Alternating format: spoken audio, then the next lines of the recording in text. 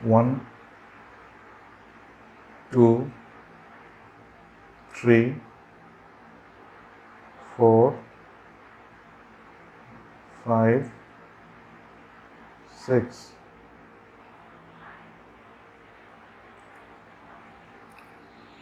আজকে আমরা যেটা পড়বো সেটা হচ্ছে chapter number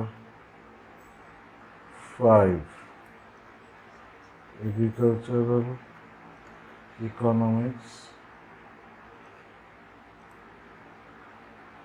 chapter number 5।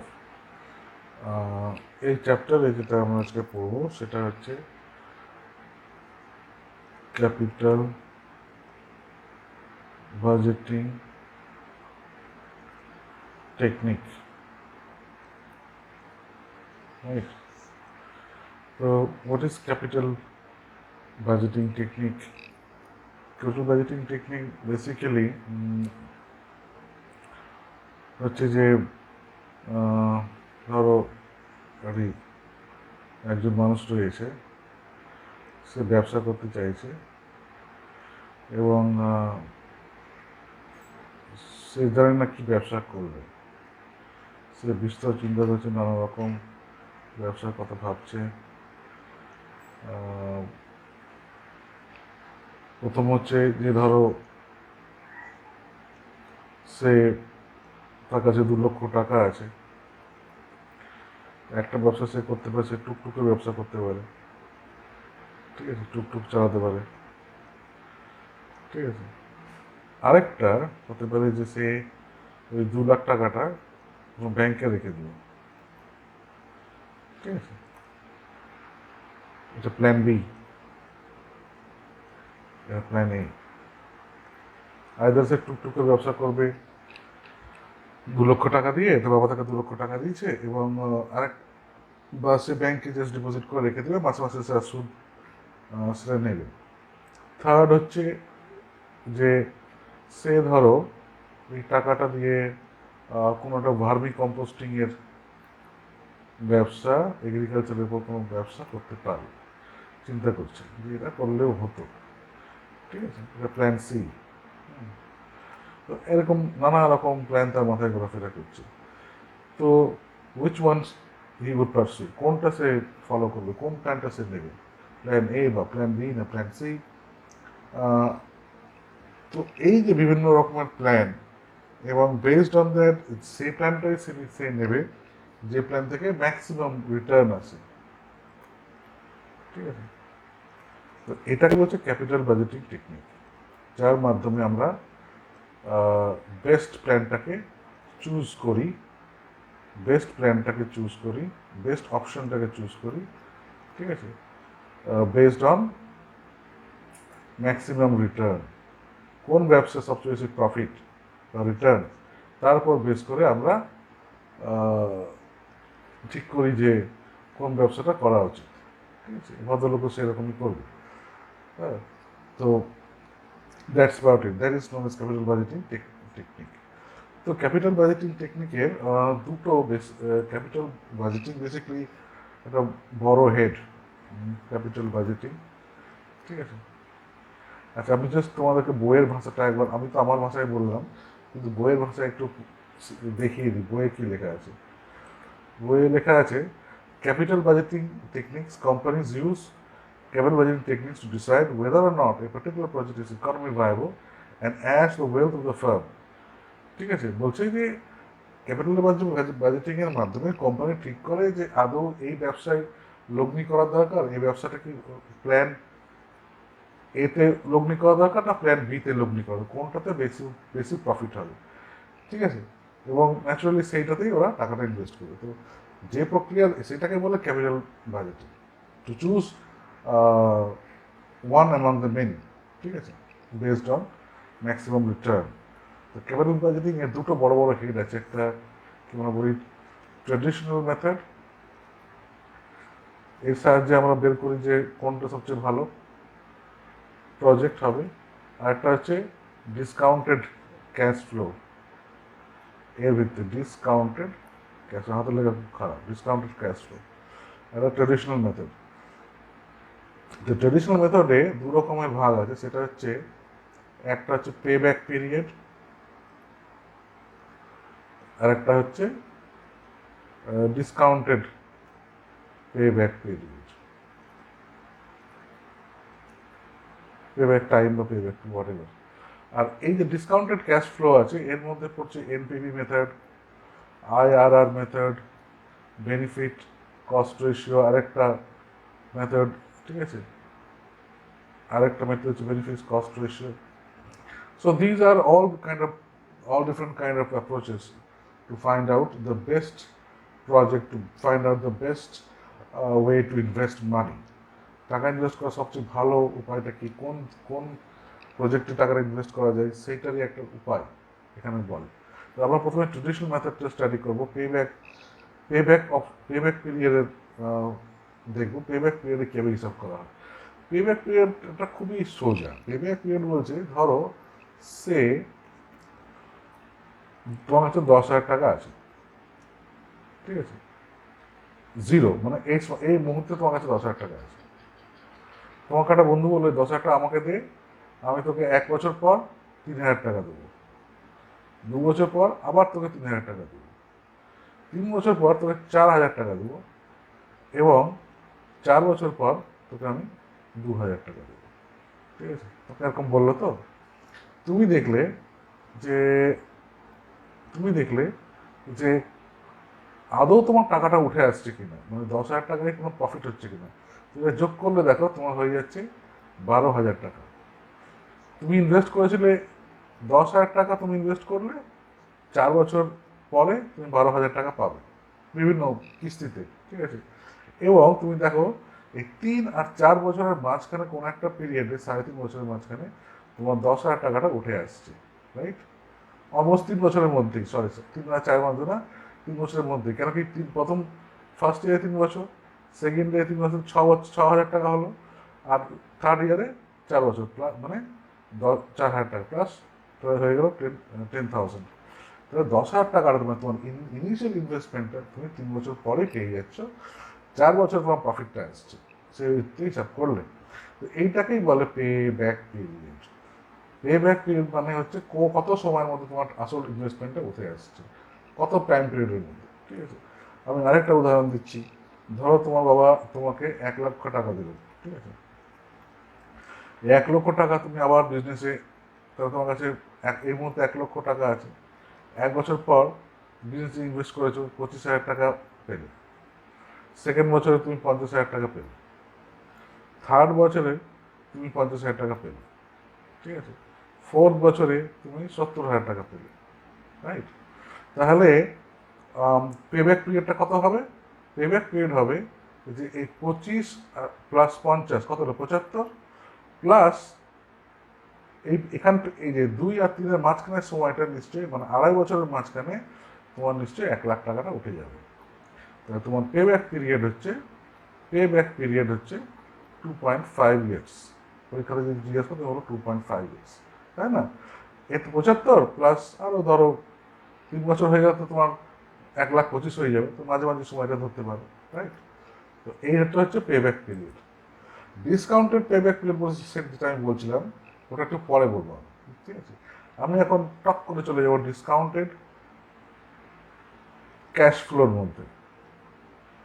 Discounted cash flow,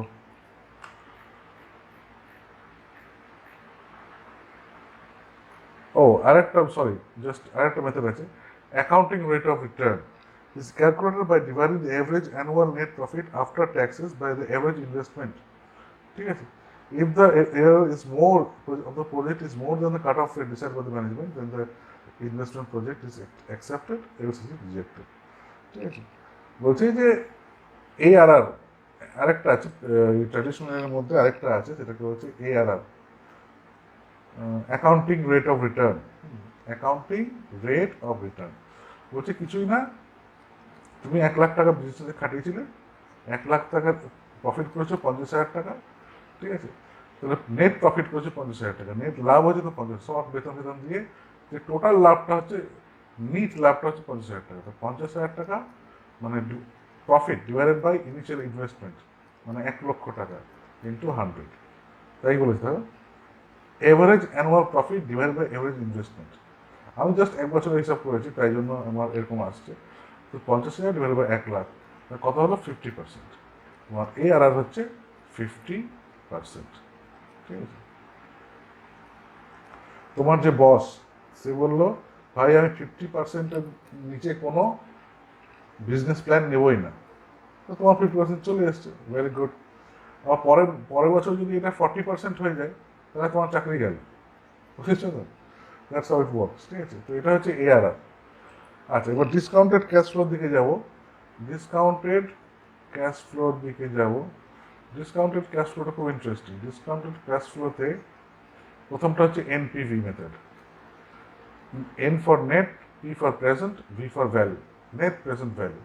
এখানে একটা কনসেপ্টটা হচ্ছে যে এই ধরাটা ঘড়ি আছে, ঠিক আছে?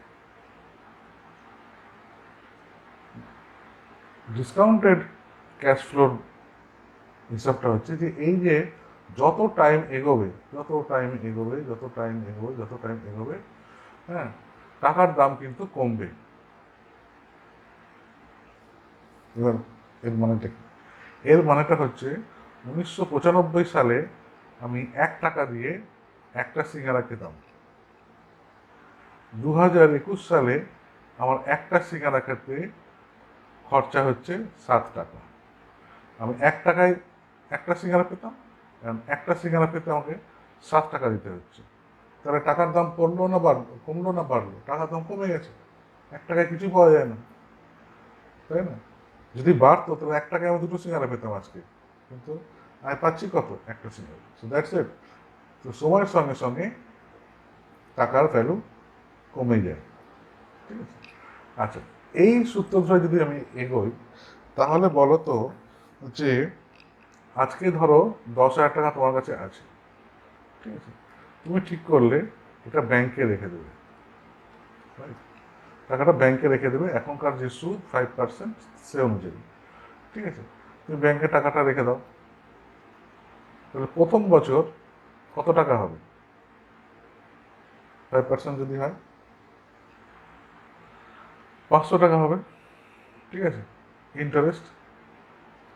ঠিক আছে, তো তাহলে 500 টাকা হলে 10,500 টাকা হলো প্রথম বছরের শেষে। এই করতে করতে করতে করতে ধরো 5 বছরে, কথা বলছি, তোমার যে টোটাল অ্যামাউন্ট হলো 12,700, মানে 2,700 টাকা তোমার ইন্টারেস্ট পেলে 5 বছর টাকাটা খাটিয়ে, রাইট? আচ্ছা, এইবার আমি বলতে চাইছি যে তাহলে দেখো এই যে 5 বছরের মধ্যে কিন্তু অনেকটা চেঞ্জ হয়ে গেছে। এই 5 বছরে এই 10,000 টাকা কিন্তু, এই যে 10,000 টাকা যদি তুমি শুরু করেছিলে, আজকে হয়তো দেখা যেতে পারে যে 12,000 টাকার সমান। কেন কি? তখন তুমি একটা ফোন কিনেছিলে 10,000 টাকায়, আজকে সে ফোনের দাম হচ্ছে 12,000 টাকা। সুতরাং ব্যাংক যদিও বা তোমাকে ইন্টারেস্ট দিল, 12,700 তোমার টাকাটা হলো, কিন্তু আদতে দেখা গেল এই যে টাকাটা আছে, এই টাকাটা কিন্তু সেই 10,000 টাকারই সমান।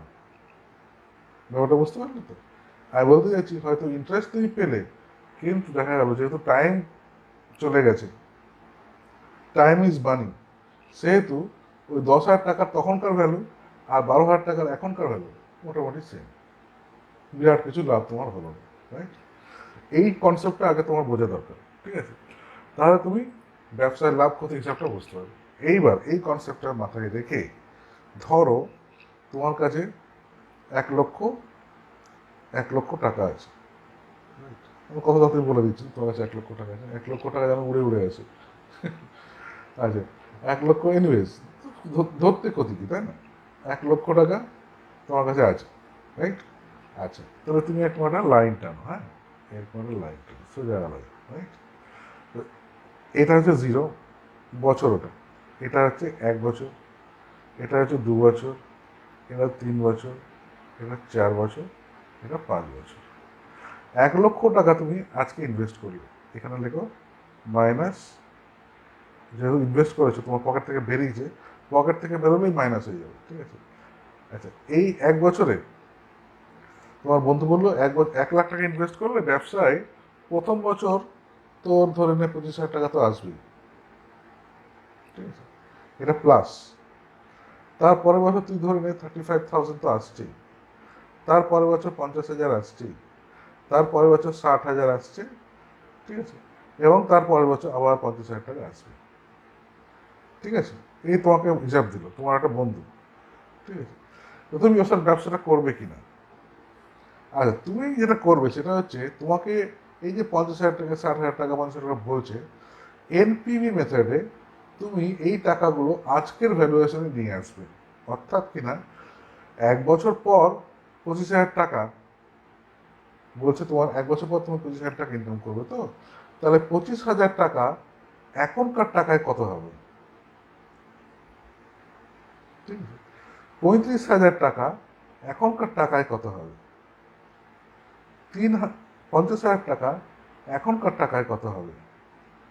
4,000 টাকা এখনকার টাকায় কত হবে? ঠিক আছে, এবং 5,000 টাকা এখনকার টাকায় কত হবে? আচ্ছা, প্রথম প্রথম থেকে দেখি।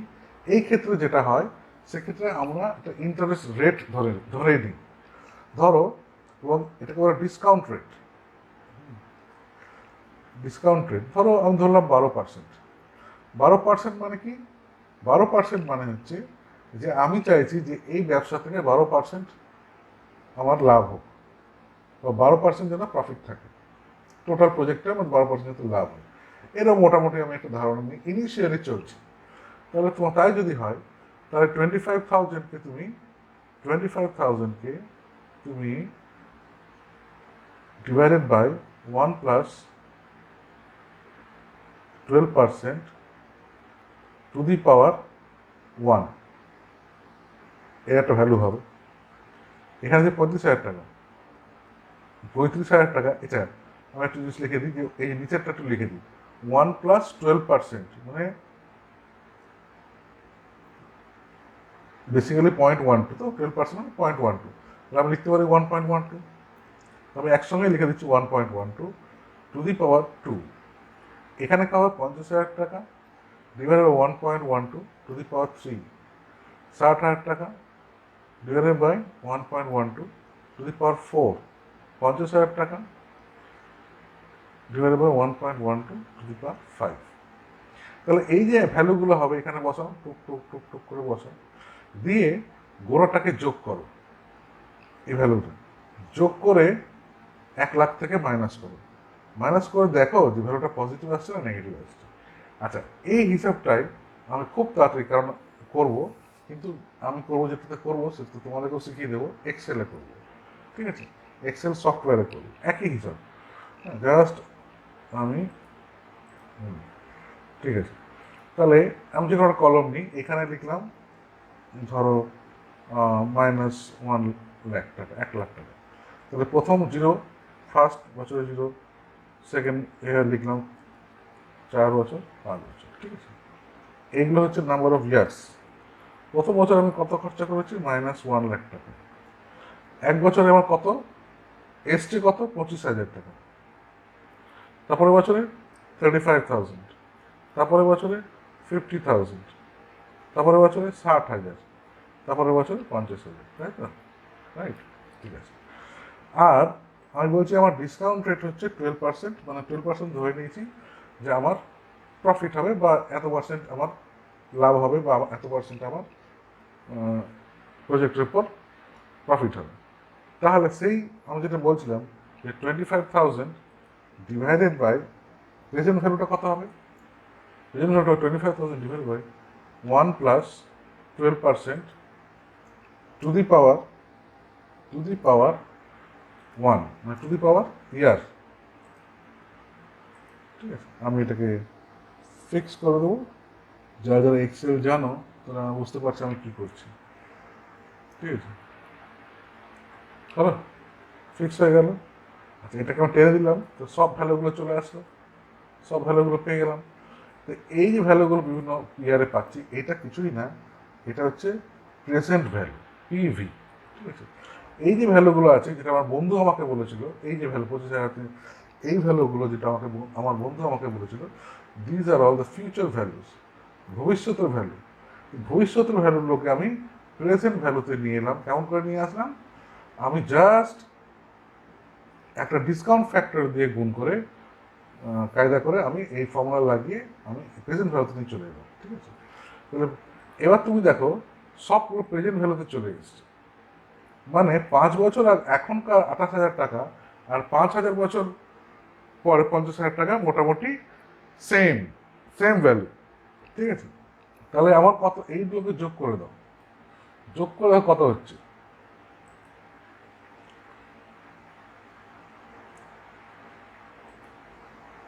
এবং 1 লাখ থেকে ইনভেস্টমেন্ট থেকে মাইনাস করে দাও 52,314 টাকা।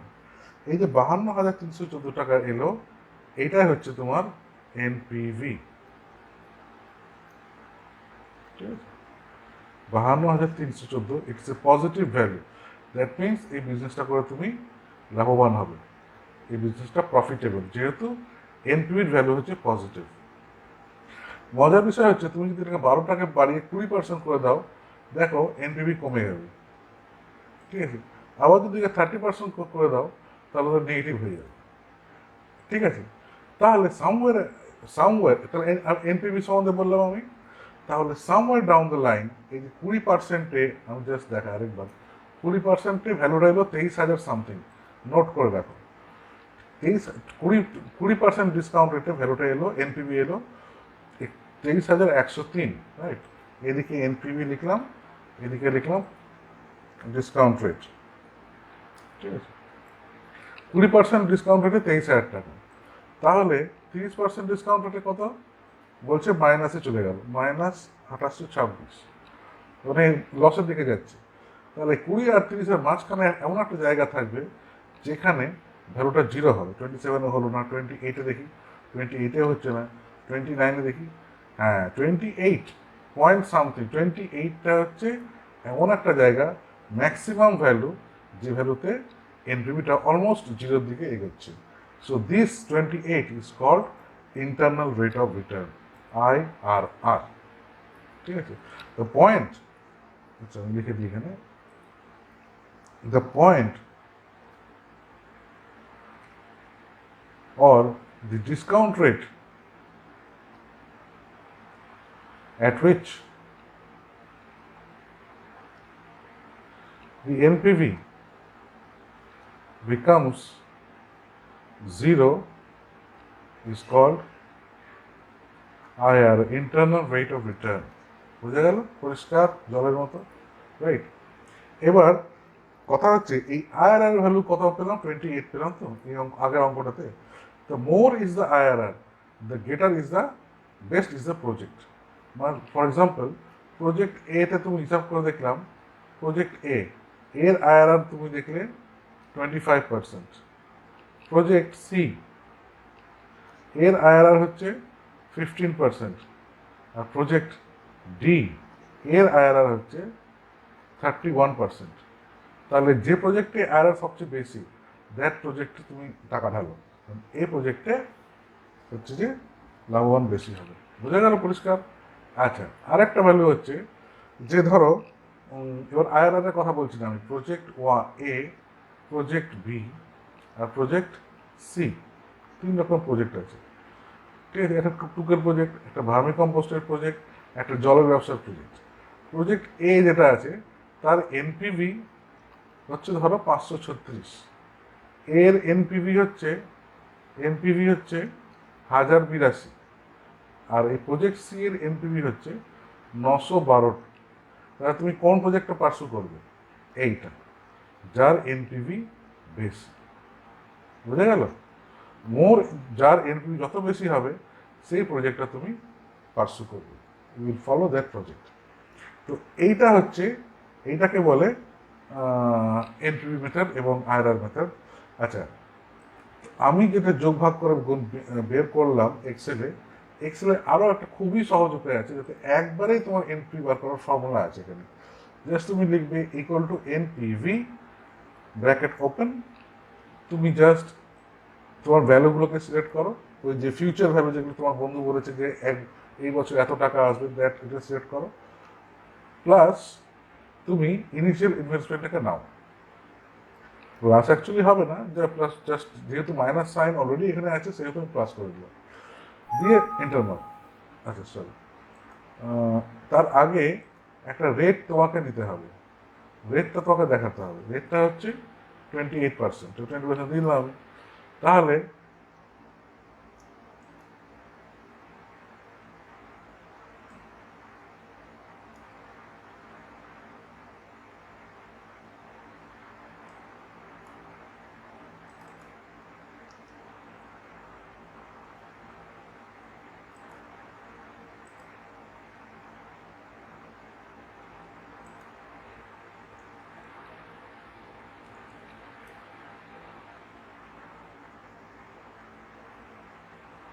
তাহলে জাস্ট এক সেকেন্ড,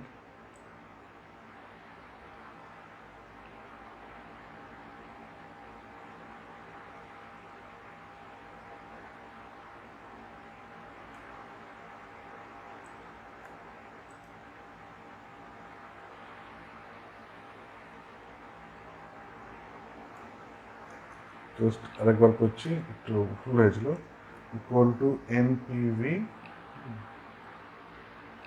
আচ্ছা ব্র্যাকেট ওপেন, রেট, রেটটা হচ্ছে 28%, কমা ভ্যালু, এই হচ্ছে ভ্যালু, জাস্ট ভ্যালুটা দিয়ে প্লাস ইনভেস্টমেন্টটাকে দেখালাম, ঠিক আছে। তো মাইনাস করলেও হবে, মাইনাস করলে হবে না।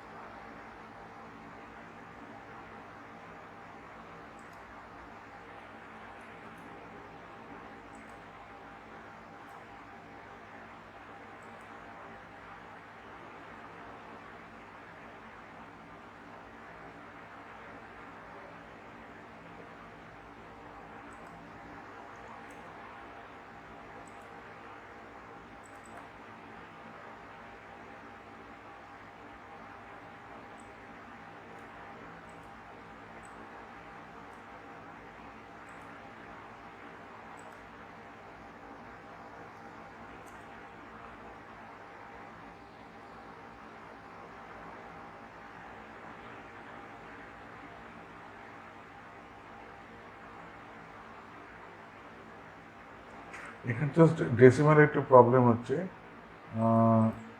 একটা এখানে একটু বেসিক্যালি সেলটাতে যেহেতু পার্সেন্টেজ করা আছে না, ওই জন্য প্রবলেমটা হচ্ছে, নাম্বারে নিয়ে গেলে আবার সুতরাং এই ফর্মুলাটা হচ্ছে এনপিভি ইকুয়াল টু এনপিভি, এক্সেলে যদি করতে চাও তাহলে ফর্মুলাটা হচ্ছে, ইফ ইন এক্সেলে যদি হিসাব করতে চাও তাহলে হচ্ছে ইকুয়াল টু এনপিভি, রেটটা দেবে, ব্র্যাকেটে ওপেন করে রেটটা লিখবে, ইন পার্সেন্টেজ কিন্তু রেটটা লিখবে, তারপরে যে কলম অবধি তোমার ভ্যালুগুলো আছে, ধরো H3 থেকে H7 অবধি আছে, তো সেটা দেবে, প্লাস ধরো H2-তে তোমার ইনভেস্টমেন্টটা দেওয়া আছে, তাহলে এটা করলেই জাস্ট হয়ে যাবে, ঠিক আছে।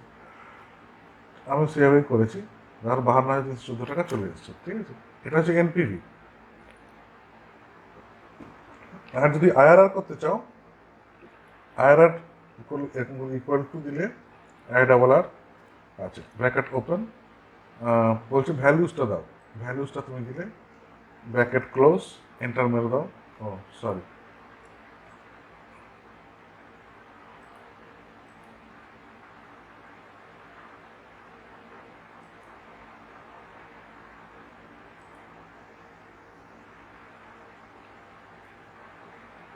হুম, তোমাকে পুরোটা ভ্যালুটা নিতে হবে, অর্থাৎ একদম ইনভেস্টমেন্ট থেকে শুরু করে যেটা নেগেটিভে আছে সেখান থেকে শুরু করে লাস্ট ভ্যালুটা অবধি 29%। মানে কি বলছে, আমি তো একটু হিসাব করেছিলাম না, 28 আর 29-এর মাঝে এনপিভিটা জিরো হয়ে যাচ্ছে। দেখো আইআরআরটা বের করে ফেলেছে এক্সেল, বলছে 29%-এ গিয়ে এনপিভিটা জিরো হয়ে যাবে। আমরা কিন্তু হিসাব করার সময় তাই এলো যে এখানে আমরা 28 জিরো করেছিলাম না, মানে 28-29-এ অ্যাকচুয়ালি জিরো হয়েছিল। দেখো এখানে 29% দিয়ে দাও, দেখো এনপিভিটা নেগেটিভ হয়ে চলে আসবে। তাহলে আইআরআর সেই পয়েন্টটা যে পয়েন্টে যে পার্সেন্টেজে এনপিভিটা তোমার জিরো হয়ে যায়, আইআরআর হচ্ছে সেটা। তো তুমি যদি ম্যাথমেটিক্যাল দেখতে চাও, ম্যাথমেটিক্যালি এখানে দেখো দেওয়া আছে, ঠিক আছে। এই যে IRR equal to NPV equal to zero, যে interest rate NPV equal to zero, that is called IRR, ঠিক আছে। আচ্ছা, এবার আমরা আসছি বেনিফিট কস্ট রেশিওতে। আমরা 3 টেস্ট শিখলাম, এবার আসবো বেনিফিট কস্ট রেশিওতে। বেনিফিট কস্ট রেশিওটা খুবই সোজা। বেনিফিট কস্ট রেশিও আর কিছুই না, যে তুমি 2 লক্ষ টাকা ইনভেস্ট করলে 3 লাখ টাকা পেলে, ঠিক আছে, ঠিক আছে। তাহলে বেনিফিট কস্ট রেশিও হচ্ছে, মানে বেনিফিটটা কত হলো তোমার, 3 লক্ষ টাকা, ঠিক আছে, ডিভাইডেড বাই কস্ট হচ্ছে কত, 2 লক্ষ টাকা। তাহলে এটা ইন্টু 100, 1.5, 1. যদি পার্সেন্টেজে, এখানে পার্সেন্টেজ জানতে চাইছে না, জাস্ট রেশিও জানতে চাইছে, তাহলে 100 রেট করার কোনো দরকার না, এটা সিম্পলি, এটা 100টা কেটে দিই, সিম্পলি 1.5 হয়ে গেল। এটা হচ্ছে তোমার রেশিওটা, রাইট। আবার যদি কস্ট ইস টু বেনিফিট বলে, তাহলে কস্টটাকে আগে রাখতে হবে, 2 লক্ষ টাকা ডিভাইডেড বাই 3 লক্ষ টাকা, ঠিক আছে, সামথিং হয়তো 0.66 সামথিং এটা হবে, ঠিক আছে। তো তুমি দেখবে তোমাকে কি বলছো, বেনিফিট কস্ট রেশিও বলে benefit divided by cost, cost benefit বললে cost divided by benefit. Benefit of course benefit, যদি বেনিফিট ডিভাইডেড বাই কস্ট হয়, তাহলে সেক্ষেত্রে এই বেনিফিট ডিভাইডেড বাই কস্ট হয়, তাহলে সেক্ষেত্রে এই বি ইস টু সি ভ্যালুটা যত একের থেকে বেশি হবে তত বিজনেসটা প্রফিটেবল হবে, রাইট। একের কম হয়ে গেলে লস হবে, ঠিক আছে। আর জিরো হয়ে গেলে নো পয়েন্ট, মানে no profit no loss, that is the case. তোমার এটাও শিখে গেলে এই নিউমেরিক্যালগুলো তোমরা প্র্যাকটিস করবে, কারণ এই নিউমেরিক্যালগুলোতে কোশ্চেন আসবে। এগুলো তোমার বাড়িতে প্র্যাকটিস করো, আমি জাস্ট দেখিয়ে দিলাম তোমাদেরকে একটা কীভাবে করতে হয়, ঠিক আছে, দুটো দেখিয়ে দিয়েছি।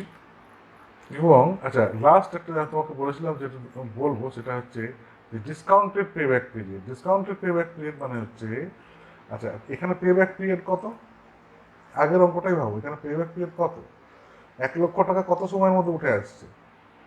দেখো 3 বছরের মাথায়, যেই 3 বছর পার হয়ে গেল তখনই 1 লাখ টাকা উঠে গেছে, 1,10,000 টাকা হয়ে গেছে। তার মানে পেব্যাক পিরিয়ডটা হচ্ছে পেব্যাক পিরিয়ডটা হচ্ছে 3 বছরের জাস্ট কাছে, ভেরি নিয়ার টু 3 ইয়ার্স। তুমি লিখবে ভেরি নিয়ার টু 3 ইয়ার্স। 3 বছর হয়ে গেলেই 1 লক্ষ টাকা পার হয়ে যাচ্ছে, সেই জন্য ভেরি নিয়ার টু 3 ইয়ার্স, 3 বছরের মধ্যে পেব্যাক পিরিয়ড হয়ে যাচ্ছে। এটা কিন্তু ফিউচার ভ্যালু রেসপেক্টে বললে। যদি তুমি প্রেজেন্ট ভ্যালু রেসপেক্টে বলো, তাহলে তোমার